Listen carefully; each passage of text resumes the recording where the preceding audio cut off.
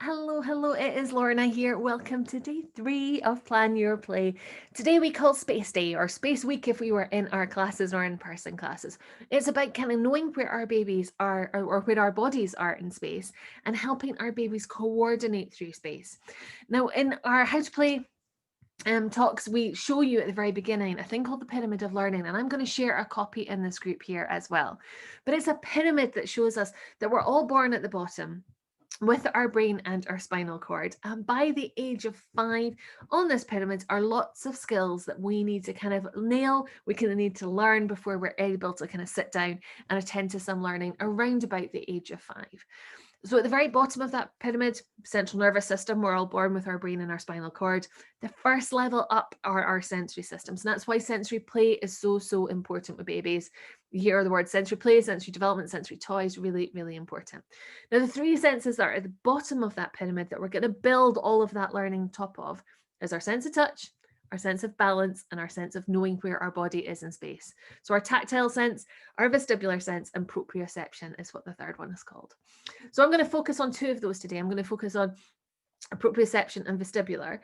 Tactile is going to come on Friday. We're going to talk loads about textures and touch. And if you've been to any of my sessions before, you'll know that I'm slightly obsessed with it when it comes to babies and letting them kids just feel and touch lots and lots of things in general. So vestibular and proprioception today. Now, proprioception is knowing where our body is in space. In all of our muscles and joints, we have indicators that tell our brain about where things are positioned, giving us a kind of accurate pinpoint. And when we know where things are positioned, we can move fluidly. We know where kind of our foot is before we start to move it. It's really important for our coordination. Now, our babies have all that. They have the spindles, they have the tendon organs that tell their brain about where things are positioned. They just don't yet have that body scheme. They don't have that understanding about where their wrists are compared to their hands, compared to their fingers. They don't have it in their head where their heads and their necks and their shoulders and their arms and their torso and so on are positioned. They need to get that picture in their heads. Now, if we can help them to do that, the coordination will be phenomenal. They'll be kind of much more coordinated if we can give them lots of information about where their body is in space. So we do that. It's so important to us that we do that in every single session. We do an activity to start off called rub, rub, rub, tap, tap, tap. If you've been to any of my workshops or any of my classes, you'll have seen it. And I'm going to do that with you later on this week to give you that opportunity to just do a little massage activity with your baby. Start off on their feet, work their way up to their heads, and we pretty much go up their muscles and joints by doing rub, rub, rub, tap, tap, tap. We work our way up their body. I will do that with you over the coming days. But what things we could do at home are activities like baby massage, amazing for our coordination, giving those kind of signals to our muscles and joints about where our positioning is. Games like head, shoulders, knees, and toes, or any touching games where you can actually kind of touch muscles and joints or make up your own. We do quite a lot of patting type activities with our little ones. We do lots of stroking activities with our little ones. You can even play games like, when you do round and round the garden where you're using the palm of a hand and you're working your way up their body. I would love to hear your suggestions about how you can do some hand-on kind of touching. Now, we've got to be careful with touch because we've got tickly touches, which makes us a little bit resistant. We've got very firm touches, which is quite sore. We need a good sense of touch where you can feel it without being tickled. So give your kind of gauge about how strongly you are touching your little one. So love to hear about any kind of games or activities that you can come up with where you're physically touching your baby to give them lots of information about where their body is in space. Access to baby massage course is phenomenal if you've got one that's close to you. If you could do one online, brilliant. If you need any assistance with it, in our members club, we have an entire baby massage course. It's been recorded by a phenomenal baby massage instructor called Fiona, especially for us. And she talks us through all of those kind of play patterns that you can do. So baby massage is a brilliant skill to have. I still use massage with my 5-year-old daughter, and it's just a brilliant skill to have. So I'd love to hear about any kind of hands-on activities that you are going to do with your little one. Second thing is our sense of balance. Now, we've got 2 different kind of balances that we use. We've got that static balance, which is just maintaining a position. And we've got dynamic balance where we're leaning to get something, or we're doing that kind of motion where we need to be able to control how far that we go.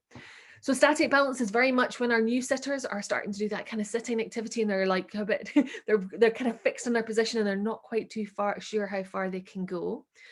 Dynamic balance is when they're actually happy to be sitting and they want to reach for a toy.